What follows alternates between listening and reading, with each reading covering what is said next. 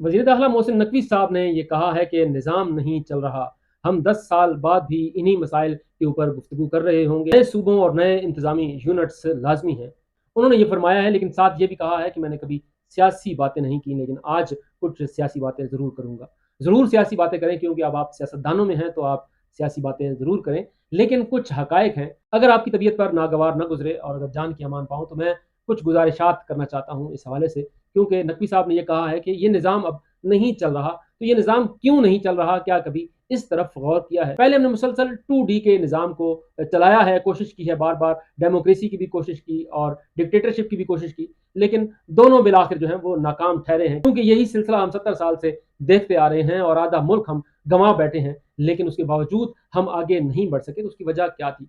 क्योंकि जब पाकिस्तान मार्ज़ वजूद में आया, तो उसके बाद हम मुतफ़िका आइन मुरतब नहीं कर सके और आपस की लड़ाइयों में लड़ते रहे। बिलाखिर 71 में पाकिस्तान दो लख्त हो गया। फिर हमें ख्याल आया कि हमें एक मुतफ़िका आइन लाजमी चाहिए और बिलाखिर हम 73 में एक मुतफ़िका आइन बनाने में कामयाब हो गए। लेकिन उसके बाद फिर वही लड़ाइयाँ शुरू हो गई और फिर जुल्फ़िकार अली भुट्टो ने कुछ ऐसे फैसले किए जिस पर उनके अपने जो जमहूरी दोस्त थे, उनके हरीफ थे, वो उनसे नाला हो गए और बिलाखिर डिक्टेटरशिप आ गई और जुल्फ़िकार अली भुट्टो को फांसी हो गई।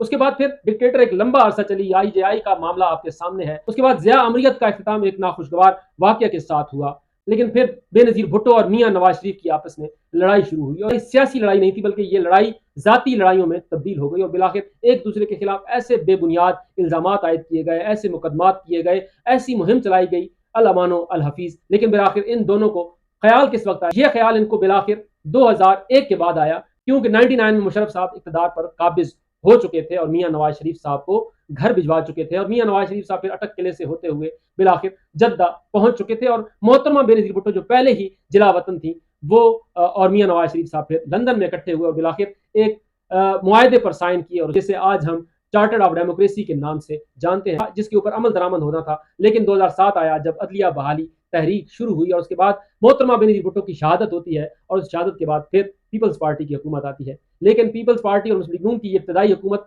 ज़्यादा अरसा नहीं चली और फिर नवाज शरीफ और आसिफ जरदारी एक दूसरे के सामने थे, एक दूसरे के खिलाफ बयानबाजियां की जा रही थी, बयानबाजियां जारी थी कि तारुल कादरी साहब जो है इंकलाब मार्च लेकर इस्लामाबाद की तरफ वारिद हुए और उन्होंने कहा कि ये सिस्टम अब नहीं चल रहा, सियासत नहीं बल्कि रियासत बचाओ। जी हाँ, ये वही नारा है जो बाद में PDM की हुकूमत में मियाँ शहबाज शरीफ और उनकी हुकूमत ने, उनके इत्तेहादियों ने लगाया। ये नारा पहले ताहिरुल कादरी साहब इस मुल्क में मुतारिफ करा चुके थे कि सियासत नहीं रियासत बचाओ, और इसी नारे के साथ वो यहाँ पर धरना दिए बैठे रहे। बिलाखिर उनके साथ पीपल्स पार्टी ने मुज़ाकरात किए और उन्हें बखैर आफियत यहाँ से रुखसत कर दिया और डी चौक तक उन्हें नहीं पहुंचने दिया गया। लेकिन फिर 2013 के इंतखाबात हुए, उन इंतखाबात में मुस्लिम लीग नून जीत गई, पीपल्स पार्टी हार गई। PTI को ये तवक्को थी कि वो नशिस्तें जीतेंगे और हुकूमत बनाएंगे, लेकिन जब इमरान खान साहब की हुकूमत नहीं बन पाई तो उन्होंने इस हुकूमत के खिलाफ तहरीक चलाने का फैसला किया और बिलाखिर वो भी इस्लामाबाद आए और तारुल कादरी भी उनके साथ आए और बिलाखिर एक तवील धरना डी चौक के सामने दिया गया। और ये धरना बिलाखिर इख्तिताम कब हुआ? जब सानिया APS हुआ और उसके बाद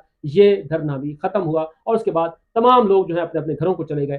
तारुल कादरी साहब उसके बाद ऐसे गायब हुए कि सियासत से गायब हो गए, बल्कि वो मुल्क से ही गायब हो गए और अब उन्होंने अपने आप को बैरून मुल्क तक ही महदूद रखा हुआ है और लेक्चर्स देने तक वो अपने आप को महदूद किए हुए हैं। बहुत सी बातें तारुल कादरी साहब जो उस वक्त करते थे वो बातें यकीनन अच्छी थी। लोग उस वक्त तारुल कादरी साहब जो नुकात बयान करते थे, आइन के नुकात बयान करते थे, लेकिन तारुल कादरी साहब के दोस्त इमरान खान, जिन्हें वो अपना सियासी कज़न भी कहते थे, उनके दौर में भी उन नुकात के ऊपर 1% भी अमल नहीं हुआ। और बिलाखिर नून लीग की हुकूमत पनामा का शिकार हुई और पनामा के हंगामे में मुझे क्यों निकाला का वावैला वो करते रहे। कुछ अरसा उन्होंने कैद में गुजारा और फिर वो इलाज की घर से बैरून मुल्क रवाना हो गए और इस तरह से PTI की हुकूमत आ गई।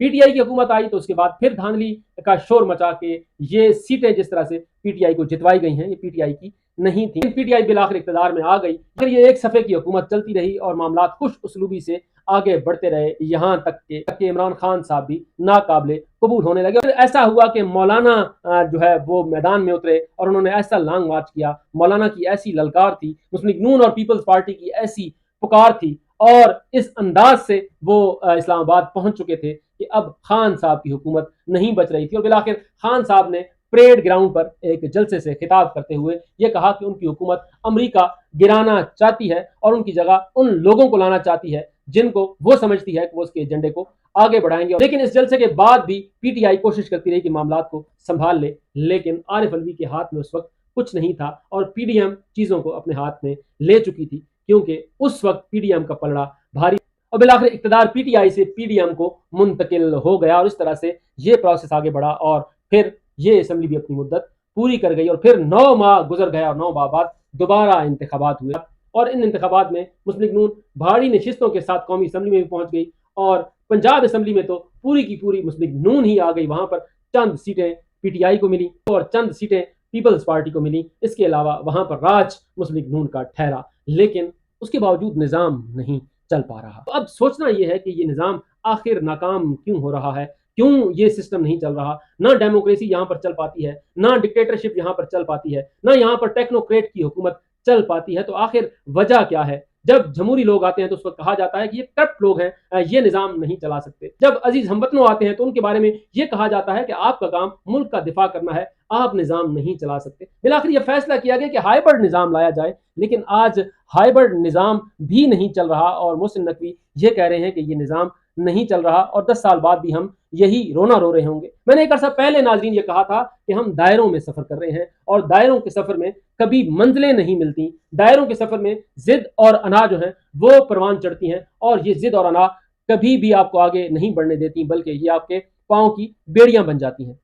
तो नाज़रीन, असल वजह क्या है? क्या हमने कभी इस तरफ सोचा है? क्या मोहसिन नकवी साहब ने कभी ये गौर किया है कि इसकी असल वजह क्या है? न इस मामले को सियासतदान आज तक हल कर पाए हैं, न इस मामले को आज तक फौजी हुक्मरान हल कर पाए हैं, न इस मामले को हाइब्रिड सिस्टम ठीक कर पाया है, न इस मामले को आज तक टेक्नोक्रेट्स दुरुस्त कर पाए हैं। तो वजह क्या है? क्योंकि पहले तो ये कहा जाता था कि शायद टेक्नोक्रेट्स आएंगे तो चीज़ों को बेहतर अंदाज से देखेंगे, तकनीकी उमूर को देखेंगे और चीज़ों को आगे बढ़ा लेंगे। अब तो चाहे वो वजारत खारजा हो, वजारत खजाना हो, वजारत दाखिला हो, उस पर तो टेक्नोक्रेट्स हैं। सियासतदान तो इस वक्त सिर्फ और सिर्फ चंद वजारतों के साथ जो है वो काबीना में मौजूद है, बाकी फैसले तो टेक्नोक्रेट्स ने करने हैं। वजीर खजाना साहब का बैकग्राउंड आपके सामने है, इसहाक डार साहब का बैकग्राउंड आपके सामने है, खुद मोहसिन नकवी साहब का बैकग्राउंड आपके सामने है। इसके बावजूद बात नहीं बन रही। दहशतगर्दी के खिलाफ नेशनल एक्शन प्लान मुरतब किया गया, बनाया गया। मुल्क में फिरकावारियत के खात्मे के लिए पैगाम पाकिस्तान का मुतफिका अलामिया जो है वो जारी किया गया। मुल्क के मुस्बत इमेज के लिए मुस्बत रिपोर्टिंग के अहकामात लागू किए गए, पीका एक्ट लगाया गया।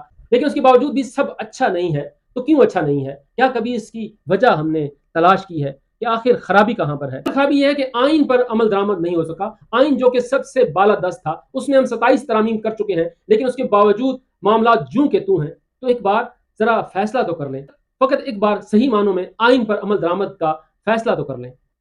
एक बार लोगों को शहरी आजादियां तो देकर देखें। फकत एक बार गैर जानिबदार शफाफ इंतखाबात करा कर तो देखें। फकत एक बार हकायक और सच सामने तो लाने की इजाजत दें। फकत एक बार अदालतों को मेरिट पर फैसले तो करने दें। फकत एक बार जो नौकरियों के इश्तिहारात दिए जाते हैं उसी मेरिट पर, उसी अंदाज से वो भर्तियां तो कीजिए। फकत एक बार फैमिली प्लानिंग पर अमल दरामद करके तो देखें। फकत एक बार फिरका परस्तों पर आईनी हाथों से हाथ तो डालें। फकत एक बार सही मानों में मुल्की मफाद को तरजीह तो दें। फकत एक बार किसान को आज़ादी तो दें। फकत एक बार उसकी मेहनत का सिला तो दें। फकत एक बार मजदूर की आवाज़ तो सुने। फकत एक बार एक आम आदमी की आवाज़ तो सुने। यकीन माने आप मायूस नहीं, यकीन माने आपको कॉकरोचेस का डर होगा, ना यूथ फ्रस्ट्रेशन का शिकार होगी। फकत इन उसूलों पर एक मरतबा अमल करके देखें, एक बार इन उसूलों पर चल कर तो देखें। यकीन माने आपका निज़ाम भी चलेगा, पाकिस्तान भी चलेगा और पाकिस्तान सही मानों में एशियन टाइगर बनेगा। फकत एक बार मुल्क में शफाफियत तो लाएं। फकत एक बार लोगों को खैरात देने के बजाय उन्हें हुनरमंद बनाने की तरफ तवज्जो तो दें। फिर देखिएगा कि ये पाकिस्तानी कौम किस अंदाज से आगे बढ़ती है।